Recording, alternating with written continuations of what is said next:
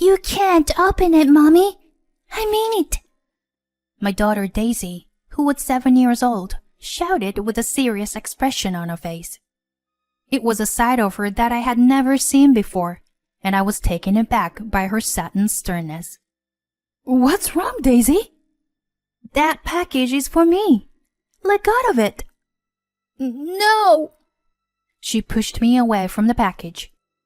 It seemed to be a gift, but the sender was unknown, so we needed to check the contents and express our gratitude. Daisy, what's wrong? I need to see what's inside. It may be from Grandma, and we need to thank her for the gift. Reluctantly, I conveyed the message, and Daisy's expression became complex. After pondering for a while, she looked at me and said clearly, Then, let's call Mr. Taylor from across the street. It's okay if we open it with the police officer. What? It's coming along quite nicely. I wiped the sweat from my forehead after finishing tidying up my room. It was tough, but I didn't mind it. If it was for the sake of her second child, who was about to be born. My name is Beth, a 35-year-old housewife. Our family consists of my husband Tony, daughter Daisy, and me. Tony, who works for a top company, tries to take care of our family despite being busy with work. Daisy is a gentle and calm child, and is often praised by neighbors and from mom friends for looking after younger children and stopping fights. But Daisy has a strange side, such as staring at empty places or purposely taking detours when going out and saying, This place is scary. Other than that, she is a perfectly normal and healthy daughter. I'm currently a housewife supporting my family, and I'm happy that we will soon be welcoming our second child. Every day is enjoyable, and there are no worries in our household.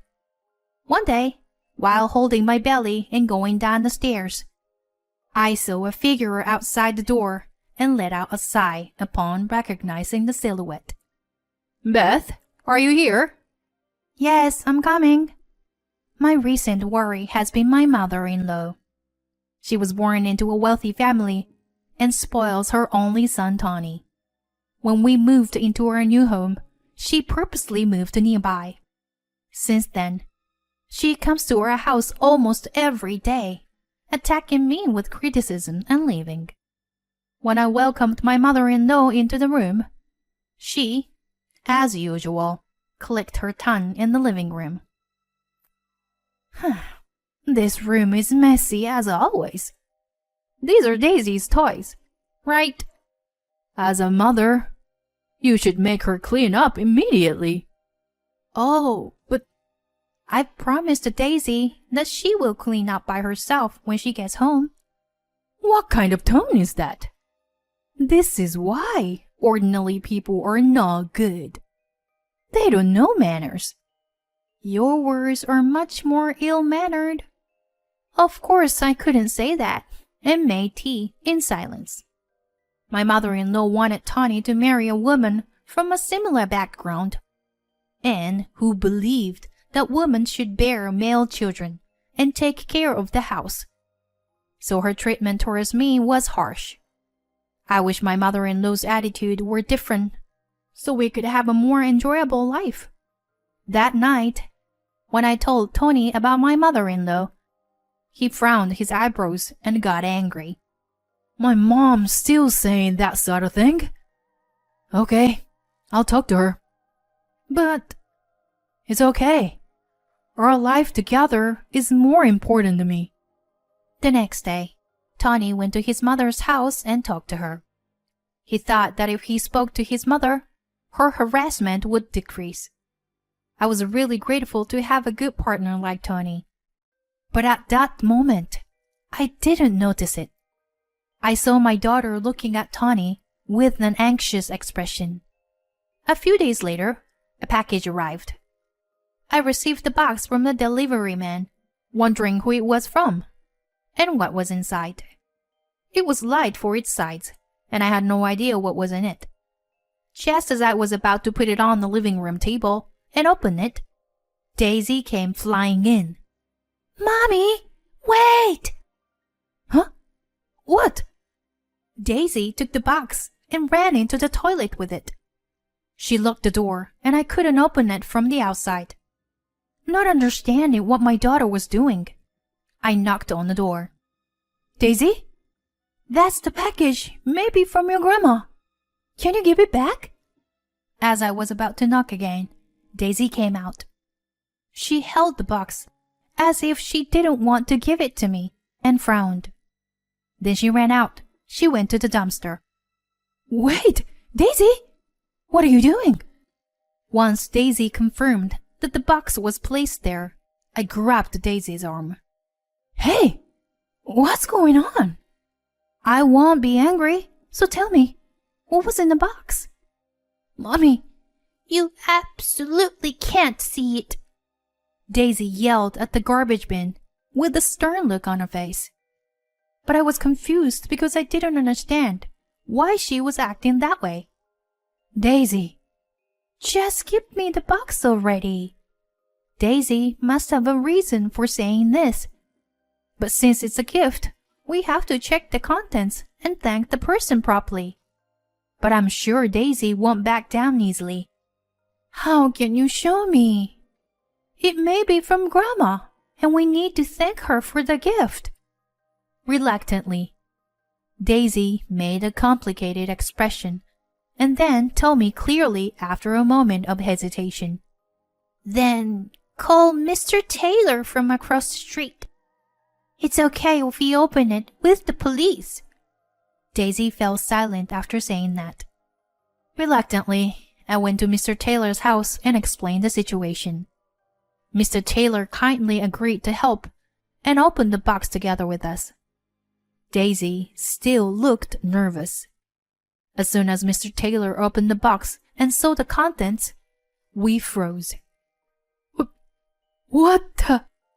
As soon as I saw the contents of the box, I almost collapsed. It was filled with the brim with cars. All of the cars was stained with reddish-black dirt. No, it wasn't dirt. It was blood. As I looked closer, I could see words written on the cards. Each one of them was a message wishing for the unborn child's misfortune.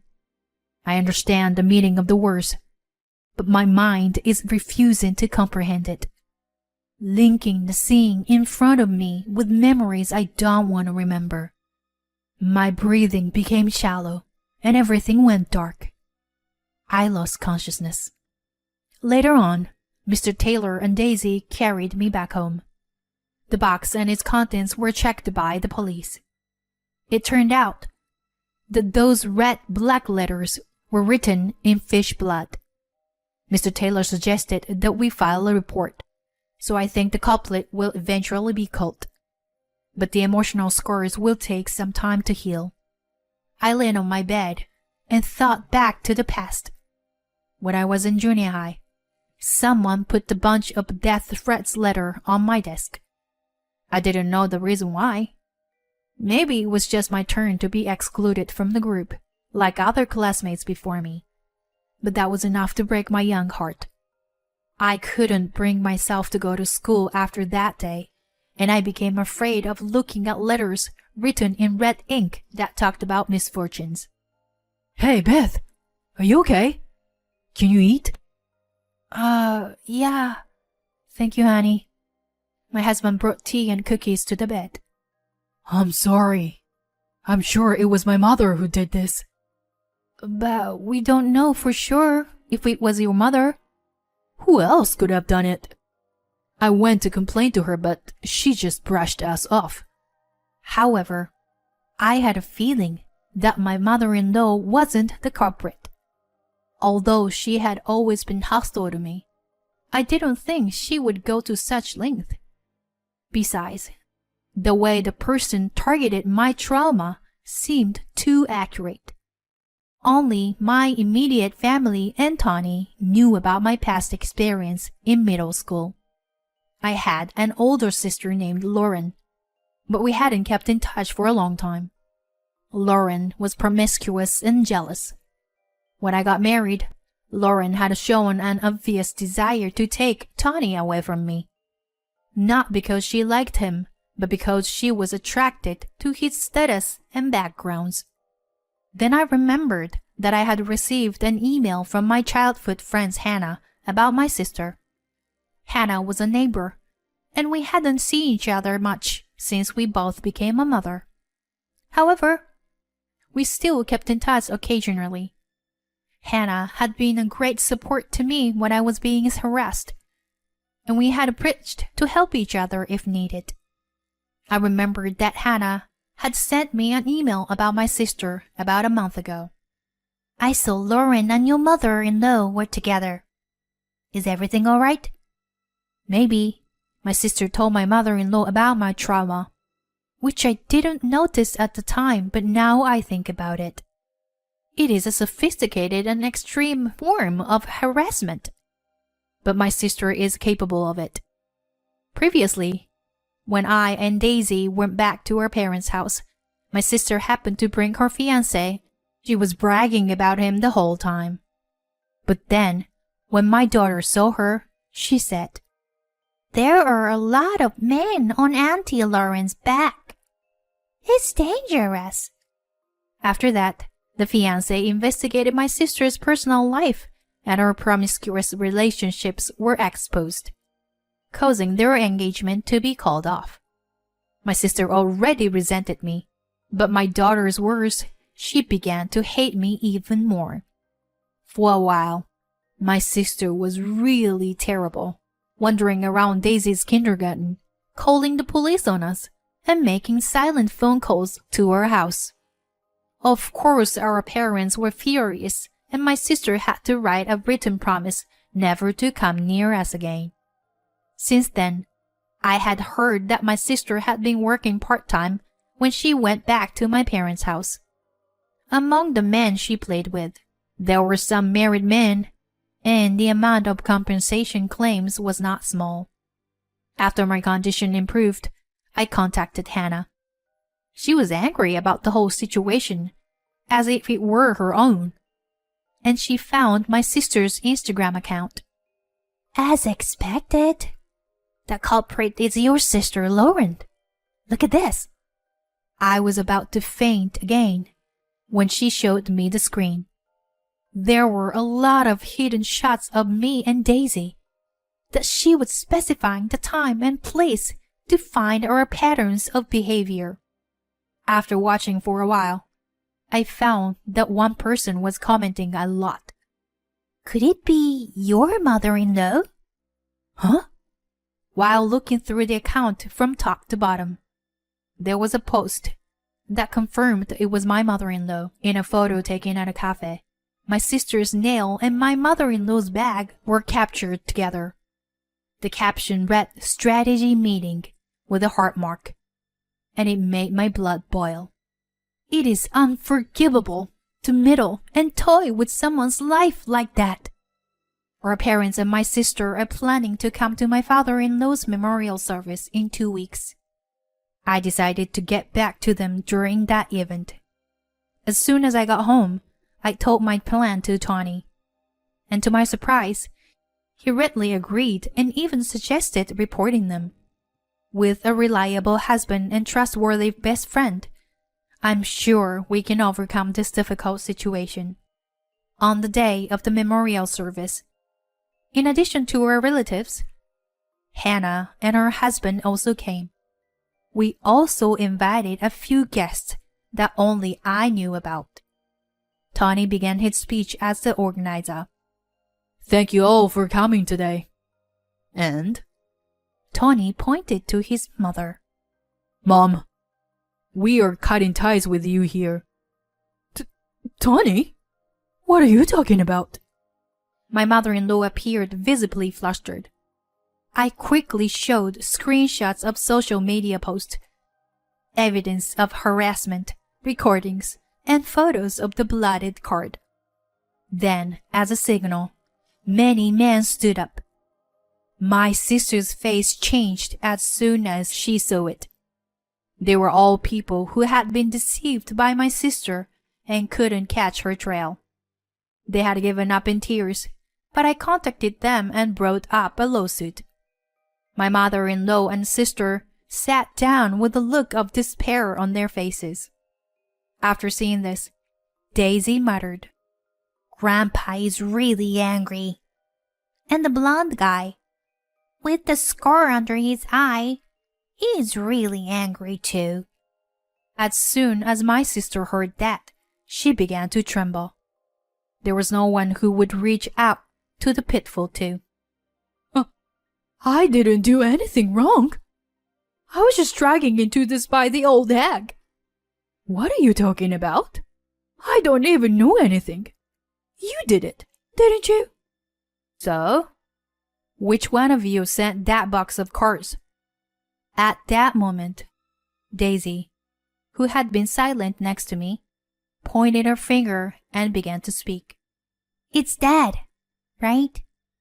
And Mommy's friend over there. Daisy, what are you saying? Yes, she makes no sense. Children are scary. I almost cried as I saw the two trying to deceive me.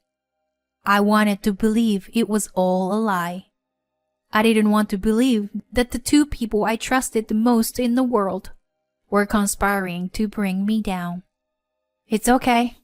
I know already. Right, Tawny? And Hannah? As a matter of fact, I had received a consultation from Hannah's husband. He had asked me to investigate whether Tawny and Hannah were having an affair. I had requested the investigation firm just to calm myself down, even though I couldn't believe it. But the result came out, and until the moment I was shown the evidence of their affair, I still trusted them both. Actually, Daisy also once told me this. Daddy was playing with fish at night. It was really scary. Although at that time, I didn't understand the meaning of the words. She probably witnessed my husband making the blood letter cards. Recently, my daughter seemed to have sensed a sense of unrest from Tawny. She said that the baby in my belly told her about it. Tawny and Hannah were both pale and fell to their knees. Tawny, why did you do something like this? Because both Mom and Lauren were unknowing. And both you and Daisy were in my way. So, I thought if it went well, I could get rid of them all and get compensation. Disgusted with his reasoning, I instinctively slapped Tawny. A few years have passed since then. Hey, Jordan, it's time for dinner. Daisy brings a spoon to her little brother's mouth, who is now 2 years old. Jordan eats it happily.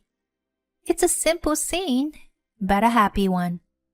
I never could have imagined such a happy scene after that incident happened. Afterward, the perpetrator, Tawny, and Hannah were both cut off from their families. My sister and mother-in-law also suffered terrible fates. My sister was pushed by a passenger-by and suffered multiple bones fractures and lasting after effects. The suspect was reported to be a person who had a scar under his eye, but there are no other leads. My ex-mother-in-law developed dementia and was placed in a facility where she has nightmares every night. Tawny and Hannah eventually broke up, and Hannah is now a reckless, taking out her anger on Tawny for not being able to see her child. Tawny, on the other hand, had to quit his job due to unexplained physical pain. Despite all this, my family is now living in peace. Daisy seems more relaxed now than when Tawny was around. She takes care of her little brother every day and is delighted to have him around. One day, I asked my daughter, Hey, Daisy, can you still see anything strange? What do you mean, Mom? Daisy tilts her head cutely and then returns to taking care of her baby brother. Her strange ability has disappeared now, but it was something that enabled us to live in peace. Looking at my precious children, I decided to live my life to the fullest without shame.